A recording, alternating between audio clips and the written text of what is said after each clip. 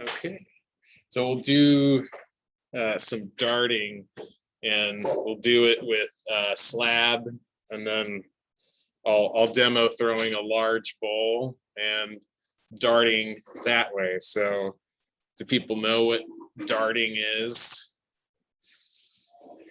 It's cutting in sections and then collaring in a little bit. So it's a way to make things narrow, like the top of this vase.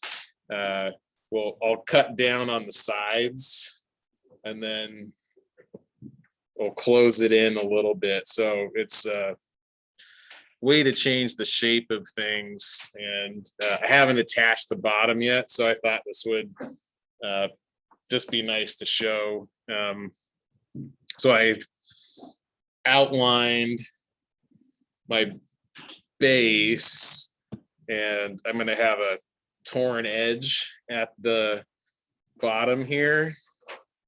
So like these tear marks will be a part of the design. So I'm just going to run my finger around and tear off the clay just outside of that outline.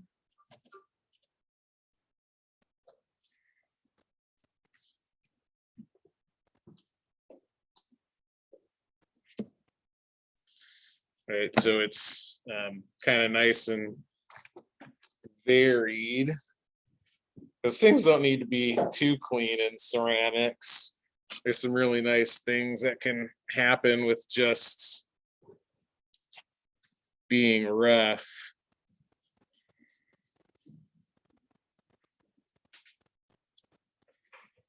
And then I'll score the bottom.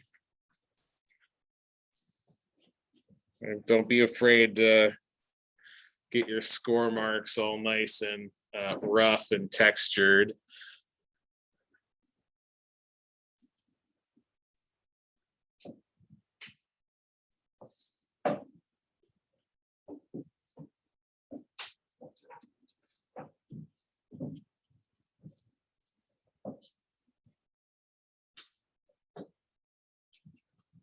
And scoring that. And I'll only add water to my top. Sometimes if I add too much water, it just kind of slips around on me. Get it? Slips. That's a pun. All right. So that should be enough to hold my base in.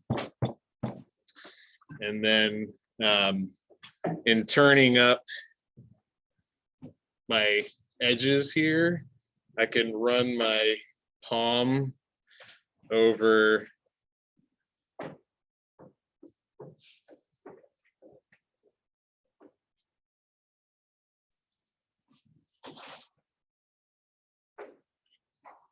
the edge. And when this sets up a little bit more, I can go back over and compress things a little bit more, right? So just making sure that things are compressed so I don't lose my bottom.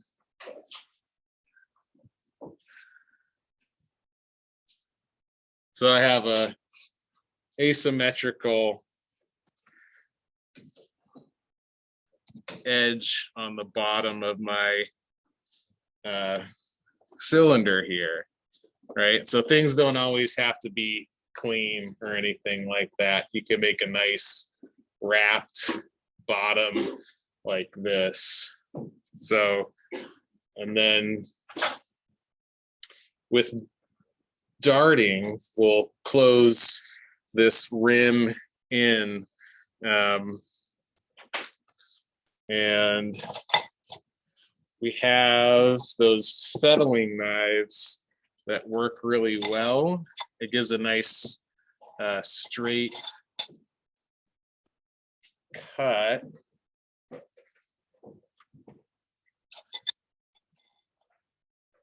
Seem to be missing mine. Nope, it's right there, just hiding. Right, so these give a real nice straight cut. It's a real sharp edge. Sometimes the needle tool can tear. So with my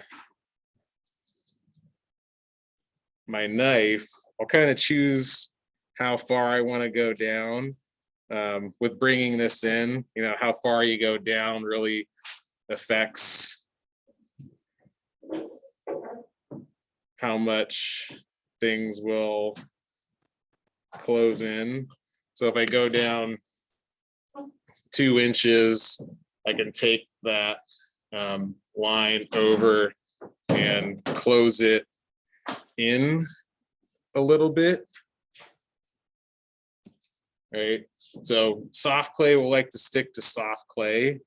And since this is a little dry, it's best for me to score my edges and then add some water. And then I can compress that together. So now I have an edge that brings things in. So I'm going to mirror this on the other side. So I'll cut down about the same way.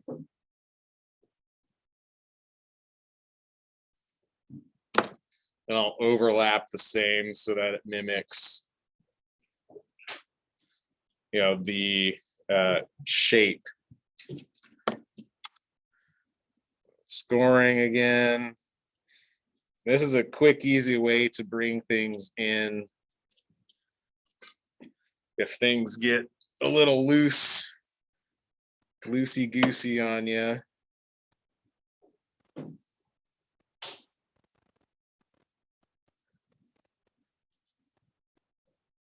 Right, so, which is really kind of funny because, you know, if I was to put a head on here, it would kind of look like a, you know, these are the shoulders and then the neck will come out here. So just bringing in the sides a little bit and making a vase, and then I can continue on if I want and bring this side in, right? So darting, if people are interested in taking a look at this, please do. I think I'll make a little butterfly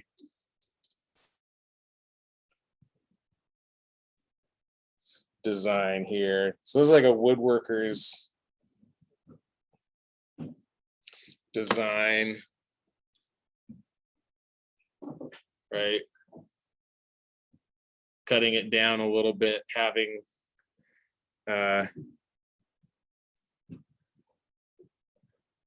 that come together, and I can score these together, and then this becomes a design, right? And then my top becomes a little bit more closed. So it's kind of looking like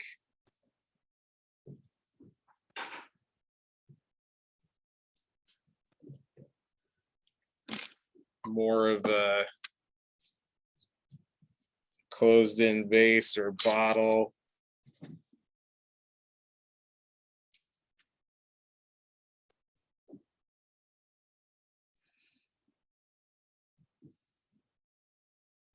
We'll see how well this stays together. This is pretty dry. It was a leftover slab from last class, but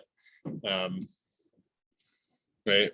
So just kind of closing these things in and have something, yeah, right, different on each side. I probably wouldn't dart it here because the seam is here and that would be conflicting. So that's darting with slabs. Does anyone have any questions about that? Okay, cool.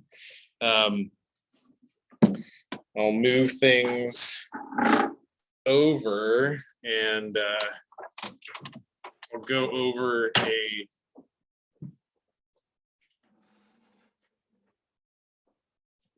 throwing a large bowl.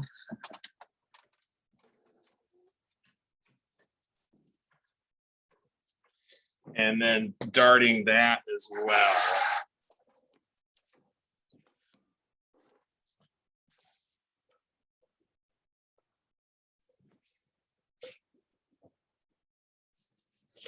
That's pretty well centered.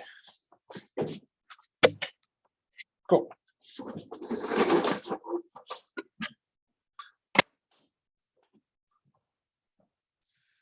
So this is about 6 pounds.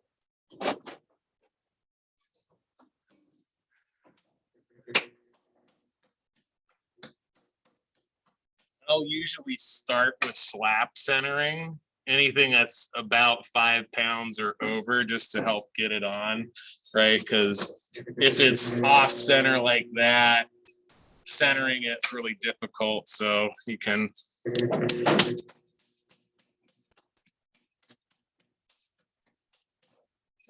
get it into a nice mound.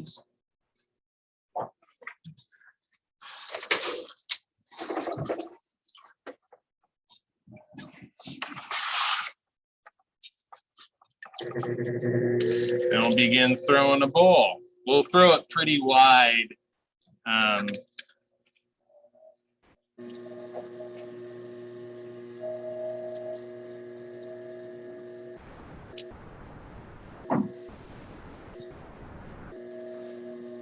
To really show how darting can be used to bring in a wide form, but also be decorative.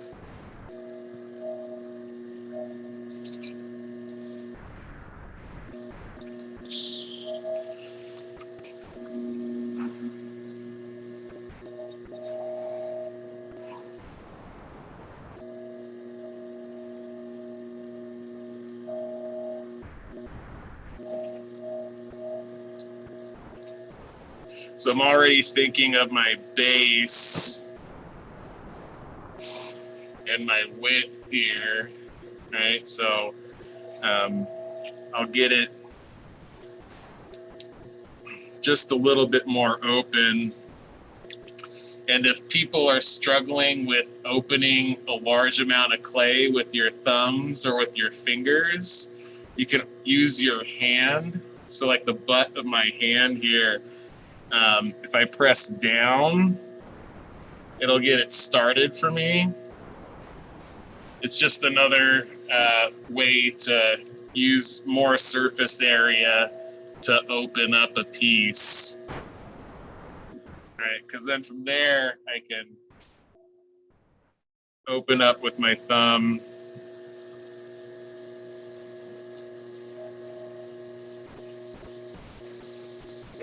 It just always kind of helps to have that large surface area on your hand do the work for you.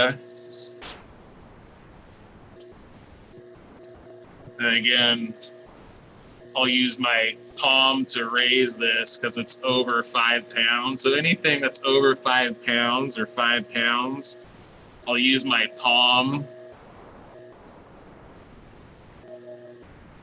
because it's really easier on your body. If I'm using my fingers, it's really gonna, like, the force that it takes to bend my fingers back is really less than the amount that it'll take to bend my whole hand back. So want to protect our fingers. Right. And then I'll do another pull with my palm again. So pressing that groove in, I'll begin to pull out my bowl.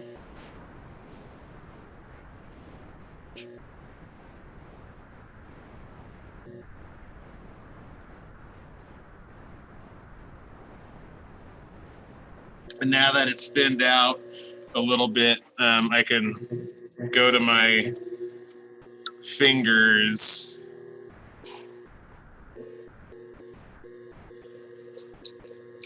I don't want to blow out my fingers. And we'll take this pretty wide.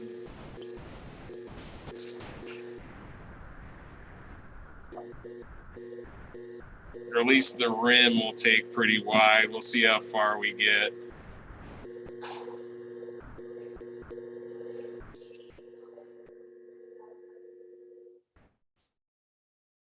So that's a pretty good setup for shaping.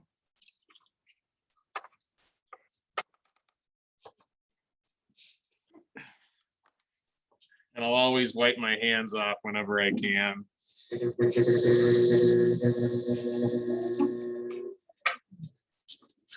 And I'm not too big of a fan of throw rings for what I'm about to do, so I'll use my rib and run it along the side of that clay and take off my throw rings. Right. So there's all that slime that came off. And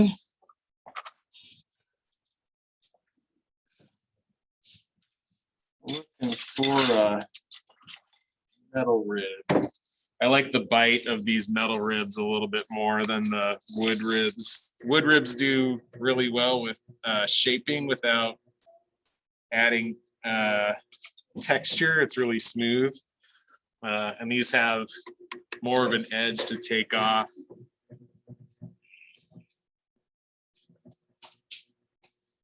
That water that's been worked in there.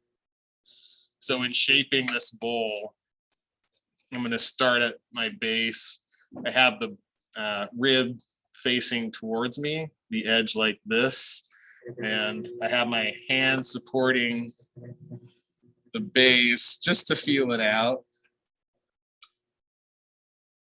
I'll press down and out and then work my way up.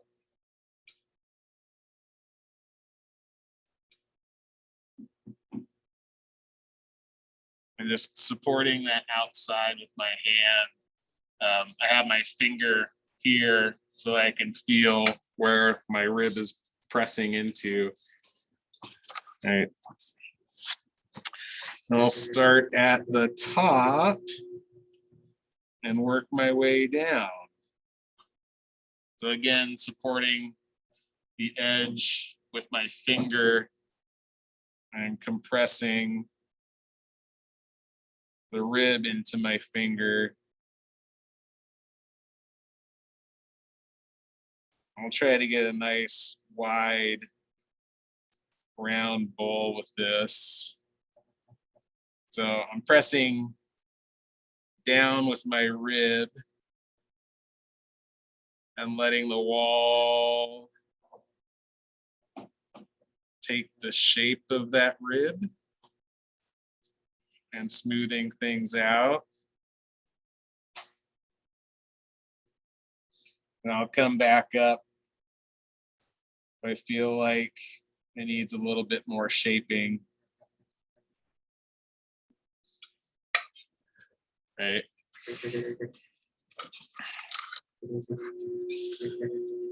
I'll do one more time because you can really stretch these bowls out if you throw them right.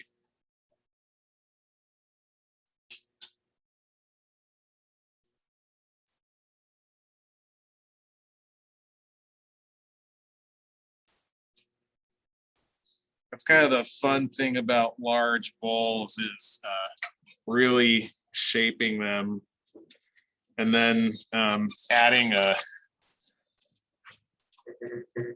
flared rim if you want. You could take it one step further and then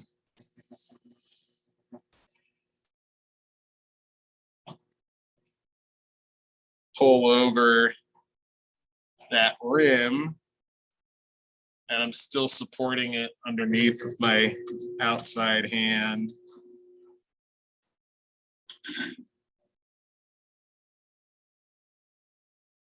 right? So something like that, have a nice wide rim. The bowl is shaped pretty nicely down below. But if you happen to maybe not like how far you stretched it, you can dart your rim, and you can do it in a decorative way, right? So instead of going straight on, I'm gonna go at a diagonal here, and this is where you want to be careful. If I cut really, far past my rim here, it will flop over, right? So when you're cutting, you want to support what you're cutting. And so I made that cut. I'm going to bring that edge over and then blend this bottom in and lightly pinch the top because I really want to keep this line. And try to keep it even. Right, so we did one there. If I was gonna make a 5-pointed star, I'll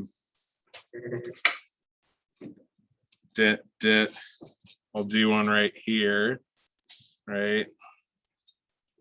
Remember, support that rim.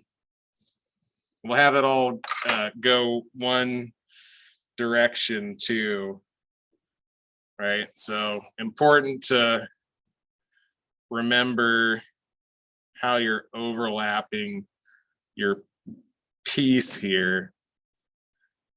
Am I going the right way? It's all going to be flowing this way.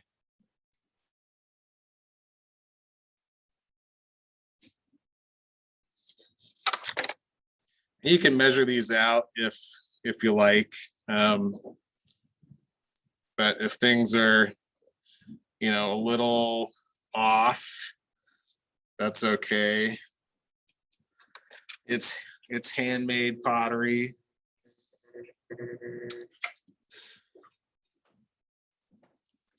Things don't have to be perfect.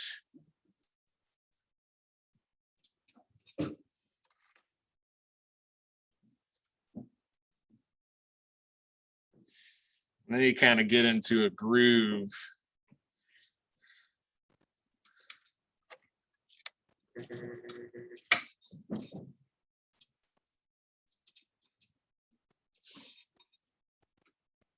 And this is going to be my last cut.